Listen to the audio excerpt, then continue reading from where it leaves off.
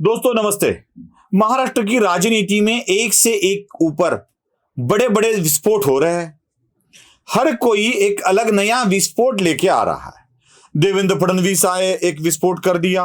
उस विस्फोट में इतना भूमंडल हिल गया कि अब क्या करे क्या ना करे, ये कैसी मुश्किल है। ये गाना सब राजनीतिक पार्टियों के मन से आने लगा। देवेंद्र फडणवीस के धमाके के बाद ऐसे लग रहा था कि परिस्थिति सामान्य हो जाएगी, लेकिन स्थिति सामान्य होने का नाम ही नहीं ले रही है।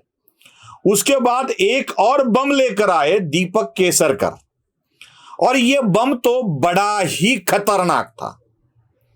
कुछ बम का आवाज होता है, कुछ बम से सिर्फ आवाज निकलती है, तो किस बम से सिर्फ आग निकलती है।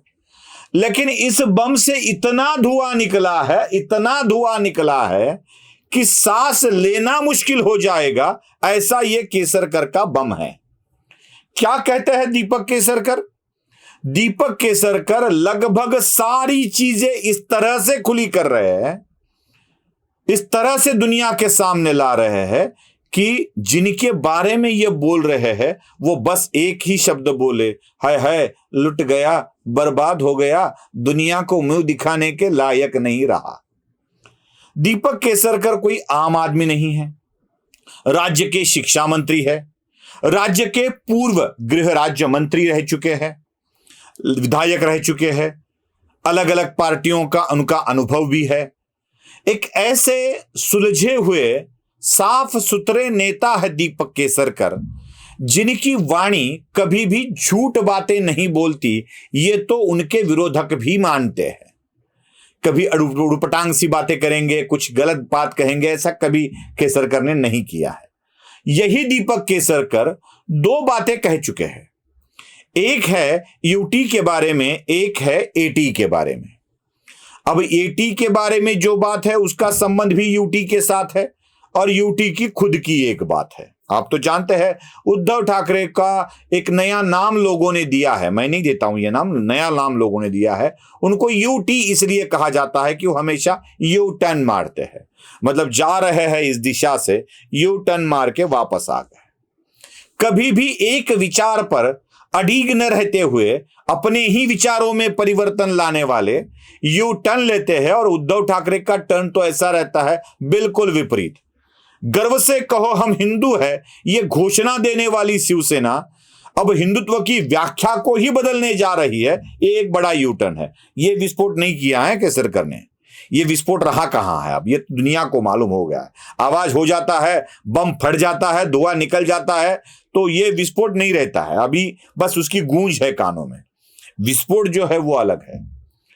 केसरकर ये बता रहे हैं कि उद्धव ठाकरे प्रधानमंत्री नरेंद्र मोदी से 2 बार मिलने गए, और एक बार प्रधानमंत्री नरेंद्र मोदी को उन्होंने कह दिया कि मैं आपके साथ जुड़ना चाहता हूं फिर से एक बार। मतलब भारतीय जनता पार्टी और शिवसेना की जो अलायंस थी उसको हम आगे बरकरार रखना चाहते हैं।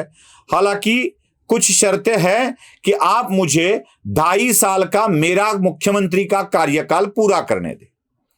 पहली बार भी बोला, दूसरी बार भी बोला, नरेंद्र मोदी ने एक्सेप्ट कर लिया, कह दिया चलो, मुझे ठाकरे परिवार के लिए मन में पूरा आदर है, मैं बाड़ा साहब का भी आदर करता था, उनके सामने मैं नतमस्तक होता था।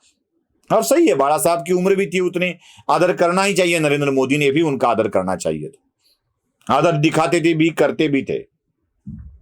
उद्धव ठाकरे ने नरेंद्र मोदी को एक शब्द दिया था, और वो ये था कि मैं 2.5 साल पूरे होने के बाद अपने पद से इस्तीफा देता हूं। तो मोदी ने उनको कहा था कि आप जल्दबाजी मत कीजिएगा, आपको सबको कन्विंस करना पड़ेगा, सबका मन बदलना पड़ेगा। जो आपके उनके साथ जाने के लिए राजी थे उनका भी मन आपको बदलना पड़ेगा, तो आप उनके मन को बदलिए और बाद में रिजिग्नेशन दे दीजिए। यह तय होने के बाद उद्धव ठाकरे वापस आए, और उनको महाविकास आघाड़ी के नेताओं ने बता दिया कि आप ही 5 साल मुख्यमंत्री रहो।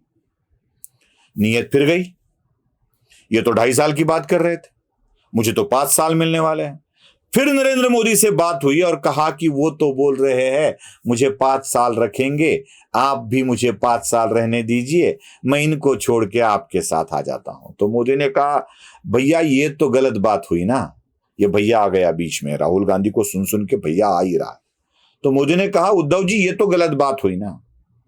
तो उद्धव जी छोड़ने को तो तैयार थे, छोड़ने का मन नहीं हो रहा था, रिजिग्नेशन नहीं दे रहे थे और कन्विंस करने के लिए यहां आ गए थे। शायद उद्धव ठाकरे ने ही उनके विधायकों को कन्विंस कर लिया होगा कि हमें महाविकास आघाड़ी का साथ छोड़ना चाहिए, फिर से एक बार भारतीय जनता पार्टी के साथ जाना चाहिए।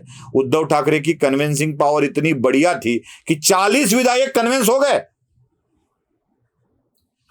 एकनाथ शिंदे कन्विंस हो गए, उनके साथ और विधायक कन्विंस हो गए, यहां तक कि उद्धव ठाकरे की इसी कन्विंसिंग पावर की वजह से 10 इंडिपेंडेंट विधायक भी कन्विंस हो गए कि नहीं भाई इनके साथ जाने में कोई फायदा नहीं है, हमें जाना है तो बीजेपी के साथ जाना है, क्योंकि असली अलायंस वही थी, हम बीजेपी के साथ लड़कर चुनकर आए। कन्विंस हो गए वो, और उद्धव ठाकरे के रणनीति के मुताबिक ही वो निकल गए। लेकिन उद्धव ठाकरे को बाद में पता चला कि हम बीजेपी अपने को 5 साल रहने नहीं देगी, तो इनके साथ रहने में ही भलाई है, 5 साल महाराष्ट्र का मुख्यमंत्री रहूंगा। अब गधा भी चला गया और ब्रह्मचर्य भी चला गया।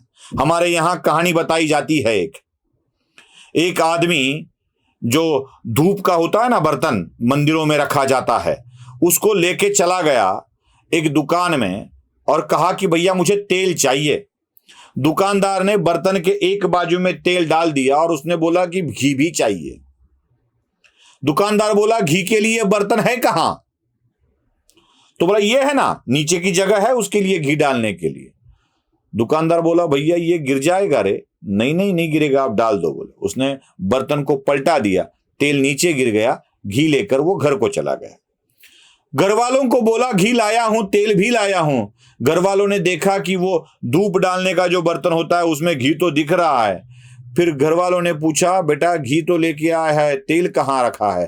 तो उसने बर्तन को फिर पलटा दिया और कह दिया क्या है, इस पीछे वाले जगह पे रखा है। घी भी नीचे गिर गया, घी भी गया, तेल भी गया और हाथी आया वो बर्तन खाली।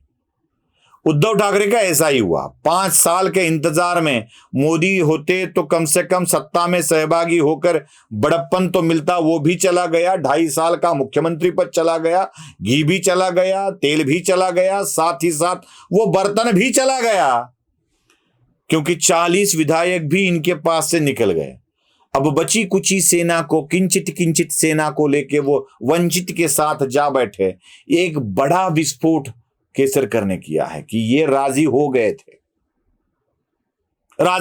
थे उद्धव ठाकरे। बस 5 साल का मोह इनसे न छूटा। केसरकर ये बहुत बड़ी बात बोलकर चले गए। ये ऐसा विस्फोट है जो उद्धव ठाकरे की नींद उड़ा देगा। ये दुनिया को जब पता चलेगी ये बात, तो दुनिया हंसेगी उद्धव ठाकरे पे कि भाई आप तो रहते तो भी अलग बात थी। मतलब सिर्फ चाले शरद पवार चल रहे थे ऐसा नहीं है, सिर्फ अजीत को भेजकर शरद पवार ब्लैकमेल कर रहे थे ऐसा नहीं है, उद्धव भी नरेंद्र मोदी से मिलकर पवार को ब्लैकमेल कर रहे थे, ये भी एक सच है। मतलब दोनों एक दूसरे को ब्लैकमेल का खेल खेल रहे थे। मेल निकल गई, रह गया इनके हाथ में सिर्फ ब्लैक।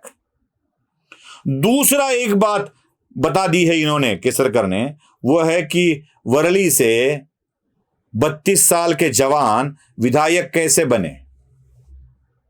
एक नहीं, उसके बदले 2-2, 3-3 विधायक देने पड़े, तब जाके 32 साल के जवान को विधायक बनने का मौका मिला है। अगर ये 2-2 विधायक विधान परिषद पर लिए नहीं होते तो एटी की अवस्था क्या होती। एटी केटी भी न आते, ये एटी परीक्षा में अलाउड टू कीप टर्म वाला भी ऑप्शन उनको ना मिलता, ऐसी स्थिति उनकी हो जाती।